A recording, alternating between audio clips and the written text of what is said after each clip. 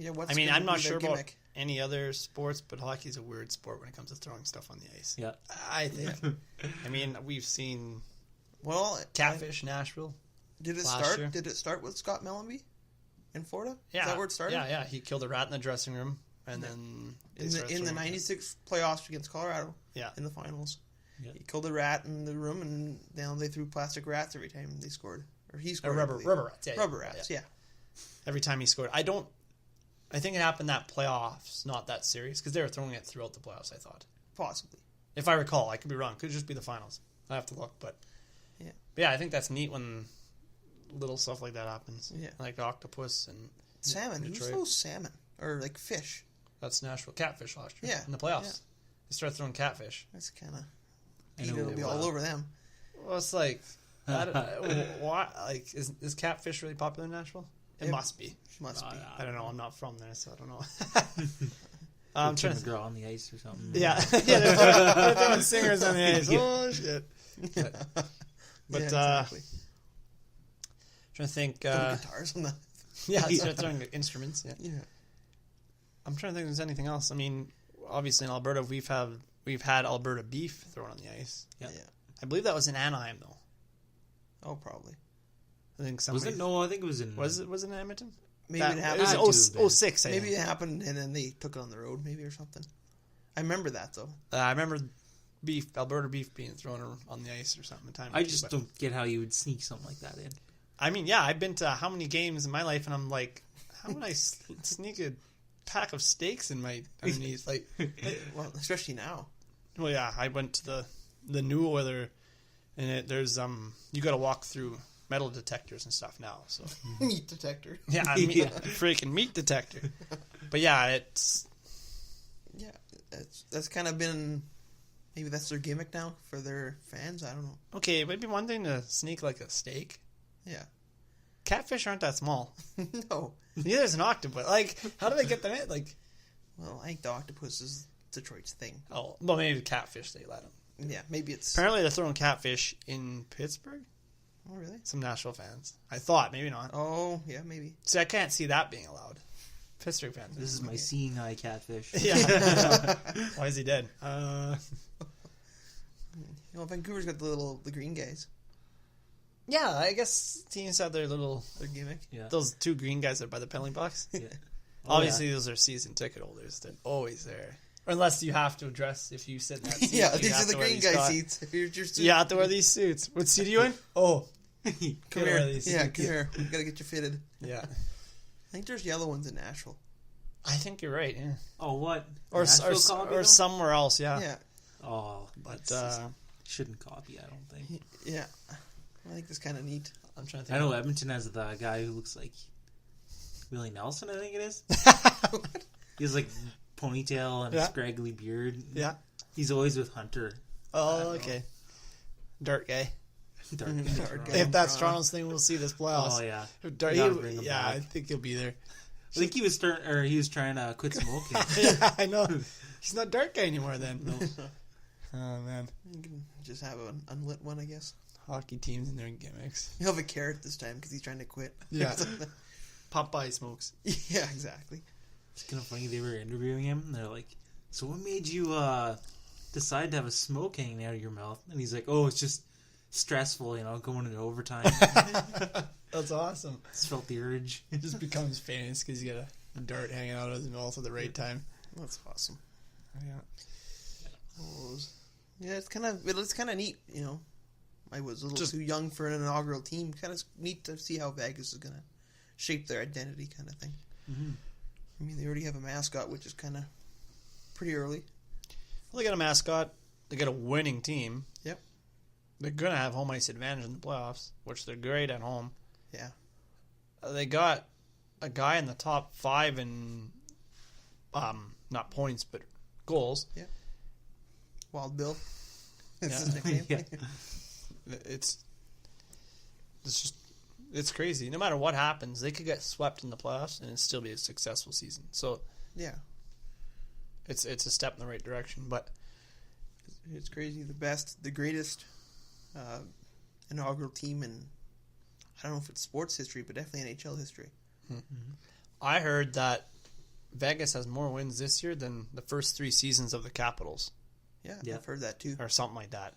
And I was like, what? Like, Cause I think they only had like 13 wins or something the first year. they had 8 wins one year. Yeah, that's probably. Yeah, I think that was the first year. Like, could you imagine watching the team 8 wins? Like, oh, I just want to know it'd be what painful. their like were the rules of the expansion different back then as compared to now. I think back then you could pick off a team more than once. I mean, there was still a limit, I believe, but like, I just want to know if they had the same they had a chance to pick some decent talent. I was talking to my dad about it, and obviously he lived through some of the expansions like Ottawa, and you know what I mean. And like, you look at their teams, and it was literally the garbage of the league. Yeah. Compared to now, they actually, like, no way you would have got a guy like James Neal back then. No way. Yeah. Right? You're getting guys that are at the end of their careers, old guys, or guys that are, you're not so sure. Mm-hmm. Yeah. But I mean, well, look at Nashville. Even Nashville's team wasn't great. Their inaugural team. no, not really. I mean, their captain was Tom Fitzgerald. I mean, no offense to him as a player, he's a pretty decent player. I think but their goalie was Dunham. Yeah. Something tells me they got Dunham in, which is not a bad pick. No. I mean, but I mean, their team wasn't a successful team. no, and if we pulled up the expansion teams and went through them, yeah, you'd probably see the talent on Vegas maybe is higher than maybe some of the other ones. Yeah. But is that also due to salary cap?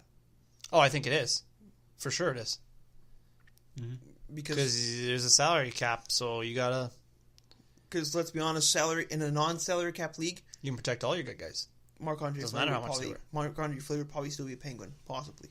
I know he wanted out, but he would have probably been traded away instead of. I'm not sure how it was back then. For you got to protect. You only can protect one goalie. Blah blah blah. You might have been able to protect both back then, but he still might have been gone just because you might have only been able to protect one goalie either way. But they basically made Vegas take him, for lack of a better term.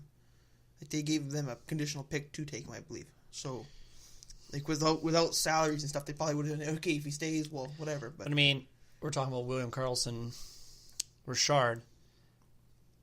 I believe his career high was 5 goals in Columbus, and now he's at 39. I think we said. Oh, wow. I heard somewhere he went to Columbus, and in the building, and one of his teammates jokingly said, like, or I don't even know jokingly, but he kind of went, "Oh, William, are you going to get like one of those tribute videos?" He's like, "I scored 11 goals when I was here, in total. Probably not."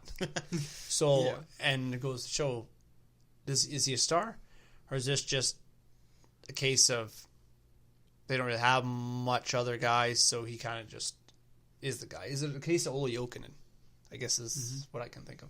Yeah, where he's the guy in the team. I mean, they have James Neal there too, and they do have Marcia. So, and it could just because they're all just chipping in, and he just happens to chip in a little bit more than the rest for goals. But for all you know, it's finally given an opportunity, and he's taking it and running with it. True. And he's really young. Yeah, I think he's probably like 22 years old. He's not old.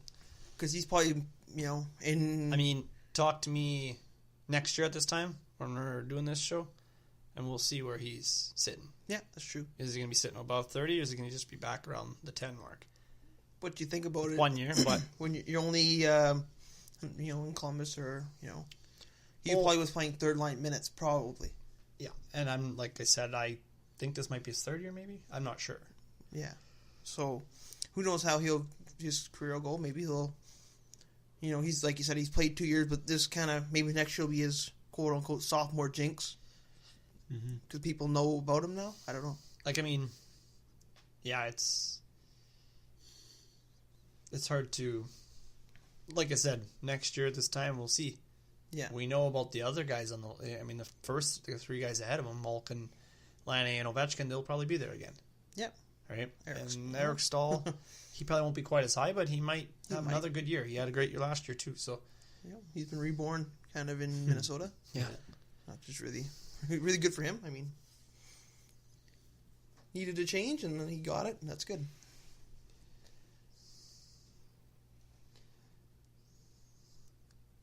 So, I guess we'll go over the 3 stars of the past week. Okay. Number 3, we'll start with Curtis McElhaney. 3-0, 1 shutout. Kind of filling in for Anderson. What do you think there, Dustin? He did a pretty good job filling in.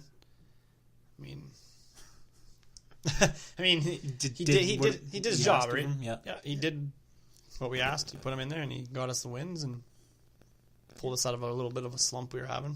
Yep. Well, it's what you ask out of a backup, I guess. Exactly. Yep. And then second, we had Nathan McKinnon, 8 points, 4 games. Played, he just passed McDavid tonight. And he's, I think 3 points back. Behind Kucherov. He's played 8 less games than anybody. He's Yeah.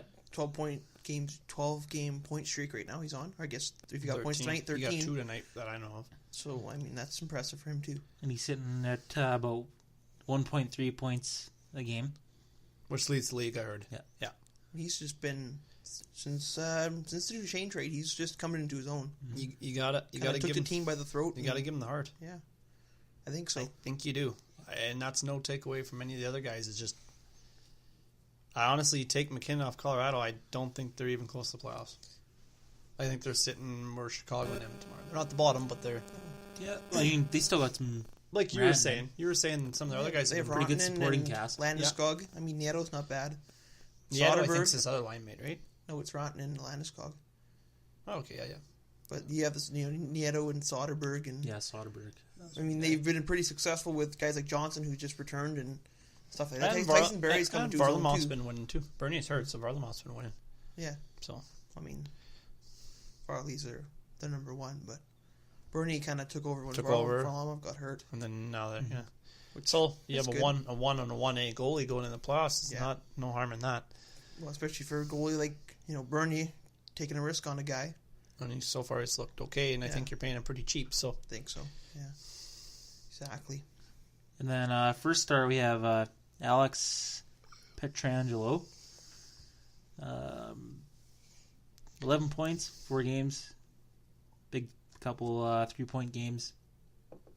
wow, He's kind of Quite more brought the points. team back into a playoff spot. But not quite there yet, but at least a couple games left. Yeah, Yeah. and they still have a chance, right? I know people were questioning his captaincy. Yeah. For sure. And now I guess just kind of proves him a little bit that he can handle it, I guess. Yeah, Well, I guess we'll see what happens. But you know what? We'll see what the next week here delivers us. And thank you guys for listening to the Gator Media Hockey Roundtable. We'll check you guys all down the road, and links for all the social media will be in the links below. And hit us up with some questions. We would like some questions. Yeah, we need some questions. Yeah. And all those links will be in the description box below. It's been great thanks again. talking with you guys, and we'll see you guys all next week.